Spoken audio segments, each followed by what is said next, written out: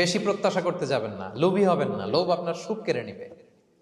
লোভী কখনো সুখী হয় না। লোভীর পকেট কখনো ভরে না, যতদিন এটা ভরবে না। লোভী হব আমরা না। অতিরিক্ত প্রত্যাশা করব না, অল্প প্রত্যাশা করবো। I am not talking about the goal. Goal should be bigger and higher, but I am talking about expectation. বেশি এক্সপেক্ট করা ভালো না। খুব প্রত্যাশা নিয়ে রাখছেন, কিছু পান নাই, দেখবেন যে কষ্ট লাগবে, ঠিক কিনা? আর কোনো এক্সপেকটেশন নাই, এরপরে যেটা পাবেন ওইটাই লাভ। যেটা পাবেন ওইটাতেই ভাল লাগে, সুখ লাগে।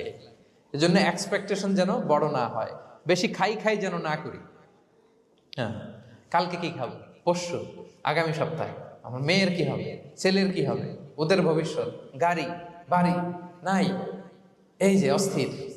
এরকম আসলে নাই। আজকের জন্য বাঁচুন, আজকের জন্য বাঁচুন, কারণ আগামীকালের তো জন্মই হয়নি। আগামীকালের জন্ম হয়েছে, এটা কি আজকে না আগামীকাল?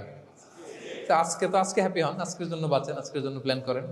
আগামীকালের তো জন্মই হয় নাই। কালকে সকালে সানরাইজের পরেই না আগামীকালের জন্ম গ্রহণ হবে, ঠিক কিনা বলেন? তাহলে প্রত্যাশা কমান, হ্যাপি হবেন আপনি। ইমাম গাজালি রাহিমাহুল্লাহ একটা চমৎকার কথা বলতেন। উনি বলতেন, তোমার রিজিকে যা আছে এটা 2 পাহাড়ের মাঝখানে থাকলেও এটা তুমি পাবা, আর যেটা তোমার রিজিকে নাই ওইটা অনেক দূর থেকে